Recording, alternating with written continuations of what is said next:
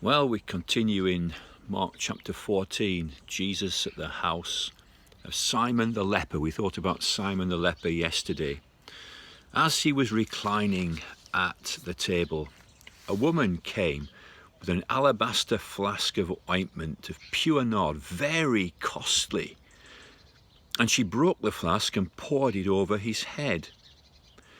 There were some who said to themselves indignantly, "Why was the ointment wasted like that? For this ointment could have been sold for more than 300 denarii and given to the poor," and they scolded her. But Jesus said, "Leave her alone. Why do you trouble her? She has done a beautiful thing to me." A woman, we know that it's Mary, and she comes in and she has an alabaster jar. The value of the contents is around about, in our terms today, maybe £15,000. It's very, very costly. A fine gypsum plaster flask, a bit like an eggshell, and she breaks it and pours the ointment, and it flows all over his body, and the fragrance fills the room.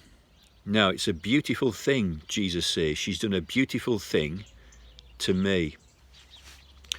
Notice the disciples are indignant, and they scold her, and they can think of better things to have been done with the money. Why this waste? It could have been sold if she wants to give it, and the money given to the poor. Well, let's think about that. Even Christians will understand true love for Christ. If we really love him, our lives are so transformed that we do wonderful things to him that are misunderstood by even the best, Peter, James and John. We know the criticism started with Judas, and we'll think more about that, God willing, tomorrow. But even good people, even good Christian men and women will misunderstand beautiful things, true love for Jesus Christ. But Jesus, if he really is, since he really is who he claims to be, and since he's going to die on Calvary and has died on Calvary, Mary understands that. This man, this Messiah, is on his way to Jerusalem.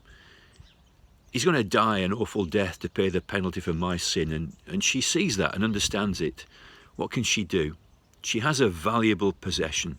She's not going to hold back. She's not going to hold it back. She'll use it to bless his holy name and his holy person. What have we got? What would we hold back on? Today, Christianity is so weak and insipid and pale. And everything comes first, it seems, but Jesus, my family, my job, my education. Oh, always later. This was Mary's last chance to show this love for Christ. When will your last chance be?